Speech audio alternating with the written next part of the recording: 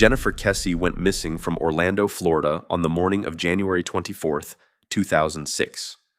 Kesse was a 24-year-old graduate of the University of Central Florida and had recently begun working as a finance manager at Central Florida Investments timeshare company. She had also purchased her own condo in the months leading up to her disappearance and had just returned from a trip to the Virgin Islands with her boyfriend. On the evening of January 23rd, Kesse reportedly left work at approximately 6 p.m. and called her parents on the drive home to her condo. This was ultimately the final conversation Kesse's parents ever had with their daughter. Kesse later called her boyfriend at 10 p.m., which was the last known time the couple ever spoke. When Kesse didn't show up for work on January 24th, 2006, despite having an important meeting that day, co-workers contacted Kesse's parents at around 11 a.m. to express their concerns. Kesse's boyfriend also tried to contact Kesse earlier that morning, as they often spoke between 8 a.m. and 9 a.m., but he was unable to get in contact with her. All calls were going straight to her voicemail, suggesting her phone had been turned off. When Kesse's parents arrived at the condo, they found nothing out of place. Dirty and wet clothes were laid out on the floor, and it was clear that Kesse had showered and left the building without anything out of the ordinary taking place. Based on this evidence, police investigators believed she left her home and was abducted, either on the walk to her car or while she was traveling to work. The only real breakthrough in Kesse's case came when a local resident reported a car similar to Kesse's parked outside their apartment.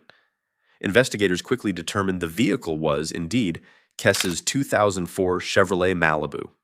The apartment complex was just 1.2 miles away from Kesse's own home. Investigators discovered Kesse's phone, wallet, and other valuables still inside her car. Police located several surveillance cameras on the surrounding buildings and found footage showing someone parking the car around noon on the day Kesse went missing. The footage also showed an unknown figure exiting the car and walking away.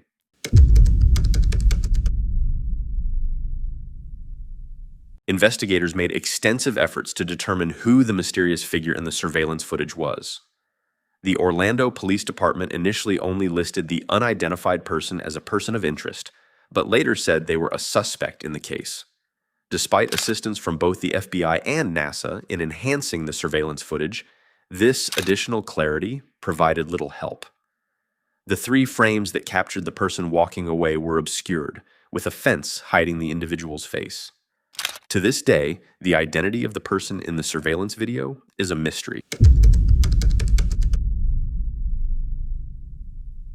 Just a few hours after Kesse was reported missing, the Orlando Police Department began conducting an extensive search for her. Scuba divers checked local rivers and bodies of water, while officers used helicopters, quad bikes, and horses to help scour the difficult terrain in the surrounding area. Even with these efforts, police found almost no evidence they could link to the case. Forensic examinations of Kesse's condo indicated no one else had been in the building besides Kesse around the time she went missing. A thorough investigation of her car also revealed little.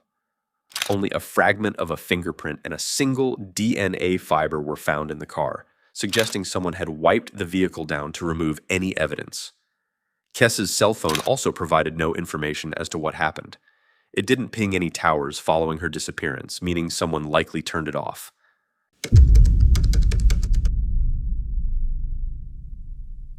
With no strong leads, police were forced to question almost everyone who knew Jennifer Kesse, including her boyfriend, her parents, and her close family members and friends.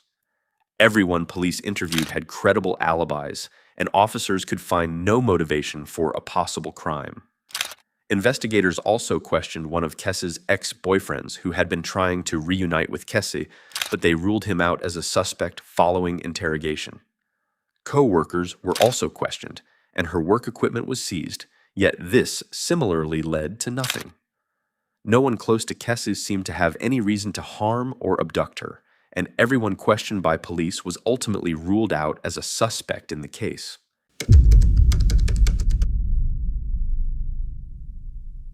When Jennifer Kesse moved into her condo, the apartment complex was only half finished. Construction was still underway, and a large number of workers lived on site at the time of her disappearance. Kesse had previously complained to her family and friends about some of the workers. They had catcalled her numerous times, and this made the 24-year-old feel uncomfortable, raising some safety concerns. This led to suspicion that a worker or workers may have played a role in Kesse's disappearance, as they would have been aware of her routine. Because of the work they had carried out inside her apartment, they would also have known she lived alone. However, police investigations into the workers found nothing untoward.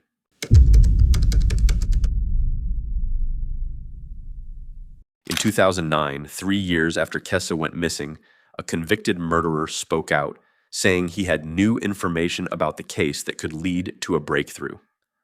The man in question, David Russ, claimed to have eavesdropped on fellow inmates and learned information that would help the investigation. Kesse's father, Drew Kesse, traveled to Seminole County Jail to speak with Russ. According to a call Russ had with CNN, the investigators have messed this case up from the beginning and cannot be trusted, which was the reasoning behind his request to speak directly to Drew Kesse. Police remained skeptical about the information Russ provided, however, and Kesse's father later revealed the conversation had not been of any help.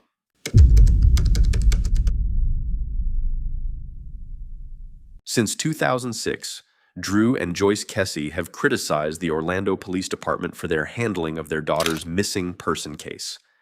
The Kesses claim the investigation was incorrectly handled, starting with the initial search of Kesse's apartment.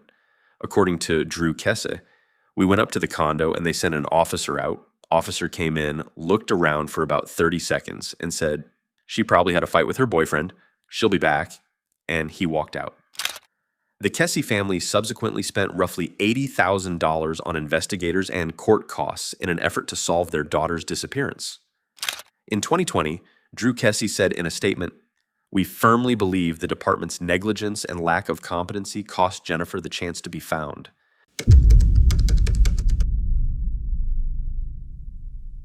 Even though Kesse's case is now nearly 20 years old, an investigation is still ongoing which aims to either locate her or help her family learn exactly what happened the day she vanished. Various parties have carried out searches in recent years, and in 2015, officers released an age-enhanced photograph to the public showing what Kesse might look like if she was still alive. The case is now being headed by the FBI, which took over the investigation at the request of the Orlando Police Department. Drew Kesse said of the ongoing investigation in 2023, "She is our flesh and blood. We created her. We created her out of joy and out of love. We raised her, nurtured her, educated her. She's our love child. How do you walk away from that? We can't. I can't. I never will. And I think she knows that."